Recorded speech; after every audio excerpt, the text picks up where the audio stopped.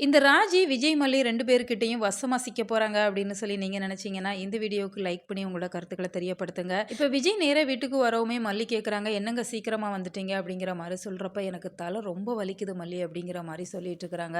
"முன்னாடி வலிக்குதா? பின்னாடி வலிக்குதா? சைட்ல வலிக்குதா?" அப்படிங்கிற மாரி கேட்குறப்ப, "நீ என்ன டாக்டரா?" அப்படிங்கிற மாரி விஜய் கேட்டுட்டு இருக்கிறாங்க. ஒரு ஹவுஸ் ஒய்ஃபா இருக்கிறவங்களுக்கு எல்லாமே தெரியுங்க அப்படிங்கிற மாரி அத பத்தி எக்ஸ்பிளைன் பண்ணிட்டு இருக்கிறாங்க. "உனக்கு எல்லா விஷயமும் எப்படி மல்லி தெரியுது?" அப்படிங்கிற மாரி அவங்க 2 பேருக்கு இடையில அந்த சூப்பரான கான்வர்சேஷன் போயிட்டு இருக்க சமயத்துல தான், இப்ப விஜய்க்கு அந்த சைபர் கிரைம்ல இருந்து அவங்க ஃப்ரெண்ட் கால் பண்ணி சொல்றாங்க. கவினோட மொபைல் எப்பலாம் ஆன் ஆகுது, ஆஃப் ஆகுது அப்படிங்கிற விஷயத்த சொல்லிட்டு இருக்கிறாங்க. அதனால லொகேஷன கரெக்ட்டா எங்களால சரியா கண்டுபிடிக்க முடியல. ஆனாலுமே அவங்க யார் யாருக்கெல்லாம் ஃபோன் பண்ணியிருக்கிறாங்க அப்படிங்கிற ஹிஸ்ட்ரி எல்லாம் உங்களுக்கு அனுப்பியிருக்கிறேன். நீங்க செக் பண்ணி பாருங்க அப்படிங்கிற மாரி சொல்றப்ப, அதுல ஒரு மொபைல் அடிக்கடி பேசினத எடுத்து பார்க்குறாங்க. இந்த நம்பர நம்ம எங்கேயோ அடிக்கடி பார்த்த மாதிரி இருக்குதே அப்படிங்கிற மாரி விஜய், மல்லி 2 பேருமே கன்ஃப்யூஸ் ஆக தான் செய்றாங்க. இந்த சூழ்நிலையில அந்த நம்பருக்கு கால் பண்ணி பார்க்குறப்ப, எதிர் முனையில இப்ப ராஜி தான் அந்த ஃபோன எடுத்து பார்த்துட்டு இருக்கிறாங்க.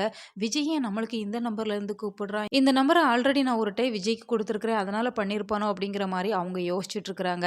ஏன்னா ராஜிக்கு 2 நம்பர் இருக்கிற மாரி தான் இப்ப ஸ்டோரி லைன கொண்டு போயிட்டு இருக்கிறாங்க. அப்படி இருக்கிறப்ப இப்ப ராஜி எடுத்து பேசுவாங்களா அப்படின்னு சொன்னா நிச்சயமா இல்ல.